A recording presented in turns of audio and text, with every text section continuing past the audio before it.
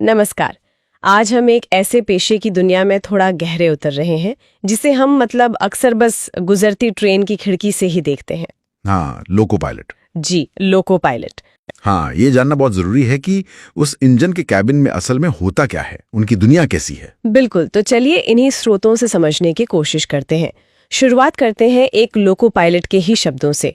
वो कहते हैं कि उनकी जिंदगी पटरी से नहीं चलती, बल्कि फर्ज से चलती है। हाँ, फर्ज से। सोचिए जरा, रात का वक्त है, सब आराम से सो रहे हैं और वो इंसान 120 किलोमीटर प्रति घंटे की रफ्तार से एक भारी भरकम मशीन को संभाल रहा है। और आंखें थकी हुई हैं। हाँ, थकी आंखें, पर दिमाग में बस एक ही धुन, एक ही बात है, गाड़ी टाइम पर पहुंचनी चाहिए। पता नहीं, शायद किसी की बेटी की शादी हो। ये सिर्फ एक भावनात्मक बात नहीं है, ये उनके काम का मतलब कोर है। कि ये सिर्फ ए से बी पॉइंट तक जाना नहीं है। नहीं, बिल्कुल नहीं। ये तो लाखों लोगों की उम्मीदें हैं, उनकी जरूरतें हैं, उनका समय है। इन सब को अपने कंधों पर लेकर चलना है। वो 120 की रफ्तार सिर्फ कोई नंबर नहीं है। सही कहा। वो तो है लगातार बदलते सिग्नल, ट्रैक की हालत, मौसम की चुनौती।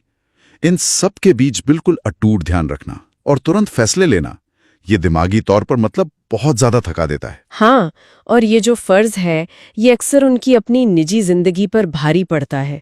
एक पायलट ने बताया, अपना अनुभव साझा किया कि कैसे एक बार उनके बेटे ने पूछ लिया। अच्छा। हाँ, कि पापा आप हर त्योहार पर क्यों चले जाते हैं ड्यूटी पे? तो उनका जवाब वो बड़ा दिल छूने वाला था। क्या कहा उन्होंने? उन्होंने कहा, बेटा अगर मैं नहीं गया ना तो शायद किसी और के पापा त्योहार पर अपने घर ना पहुंच पाए। बच्चा ये सुनकर रोने लगा। ये जो व्यक्तिगत त्याग है और जो पेशेवर जिम्मेदारी है, इसके बीच का जो संघर्ष है, ये इन कहानियों में बार बार सामने आता है ना। हाँ, बिल्कुल। जैसे वो कहते हैं ना कि इंजन में सिर्फ डीजल नहीं जलता, जिम्मेदारी का डीजल जलता है। सही। और ये सिर्फ कहने की बात नहीं है।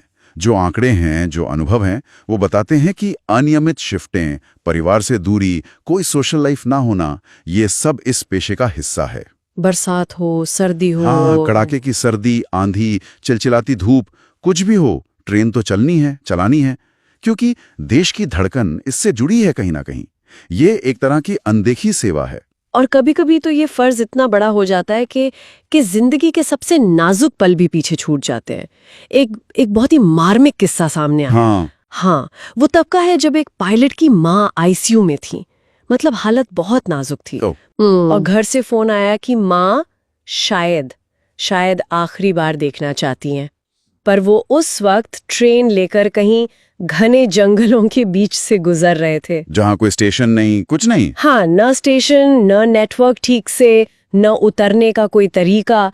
वो फोन पर बस इतना ही कह पाए, माँ माफ करना, तुम्हारा बेटा अभी देश की पटरियों पर है।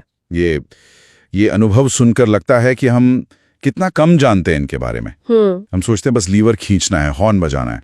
हाँ, आम धारणा तो यही है। लेकिन ये जो अनुभव हैं, ये बताते हैं कि उनकी जिंदगी का हर पल स्टेशनों, सिग्नल, टाइम टेबल इसी में बंधा है। हर ब्रेक लगाना, हर हॉर्न देना, ये सिर्फ एक टेक्निकल काम नहीं है, ये एक बहुत बड़ी जिम्मेदारी है। हाँ, और उन्हें ना तो वो गालियां याद रहती हैं जो कभी कभार सुनने को मिल जाती हैं, ना वो तालियां। उन्हें याद रहती हैं तो बस वो सुबह 4 बजे वाली ड्यूटी की सीटी, जो कहती है चलो। आज फिर किसी अनजान को घर पहुंचाना है, उसके अपनों तक पहुंचाना है। हालांकि ये भी है कि कुछ पायलट इस भूमिका पर गर्व भी महसूस करते हैं। यही मुश्किलों के बावजूद उन्हें प्रेरणा देता है। वाकई, इन अनुभवों को जानने के बाद शायद ट्रेन का सफर वैसा न लगे जैसा पहले लगता था।